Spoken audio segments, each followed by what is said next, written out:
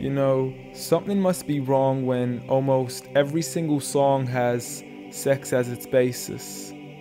When rap stars get famous after making lyrics that are shameless. When a woman is expected to sleep with a man who doesn't even know what her name is. And when artists are paid to degrade the very women that have made them. To the point they are nothing more than pieces of plastic that we can dispose of once they are no longer attractive. It's sickening and sadistic that this world's become so misogynistic. And you can call me unrealistic, but just listen to the statistics. 7 in 10 men view porn, while over 75 million are addicted. 68 million requests a day for pornographic pictures, making 1 in 4 searches sexually related. It's like nobody even knew she existed until she got naked, degraded and abused over and over again just to gain millions of views. It's a shame we've subdued to a definition of beauty which is so misconstrued. As we judge each other's looks off of Facebook likes, Instagram pictures to filter off what we really look like. See, we are so obsessed with our outside, we have slowly lost sight of who we really are in real life. I mean, it's sad to see so many teens lose their self-esteem. Looking at these magazines thinking they have to look like what they see. Please, you are worth much more than a 2D image on a screen. You are a living, breathing human being. If only you knew what you really mean. Just look into your history books and begin to read of all the girls in the world who were capable to achieve, and you will surely see with certainty females like Fatima al-Fihri, who opened the first ever university, Rufaida al-Islamiyya, the first nurse to perform surgery, and Aisha bint Abi Bakr, the greatest female scholar in eternity. It's a shame you probably haven't even heard of these great female prodigies.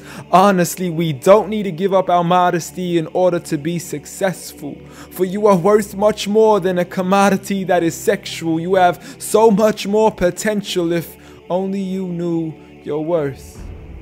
You could be like the greatest of all women to have walked this earth, like Mary, the mother of Jesus, chosen by Allah to be an example for the believers, a woman who stood strong even when she was abused, falsely accused and ridiculed for things she'd never ever do, so it didn't really matter when there was nobody else beside her, for she knew that God was Ar-Razzaq and her ultimate provider, and she had a trust in Him alone. Just like Asiya, the wife of Fir'aun, a woman who was brave and courageous, stood up for what was right and didn't let anybody change this, a woman who was fearless and laughed in the face of death, for she gave up the riches of this life for a palace in the next.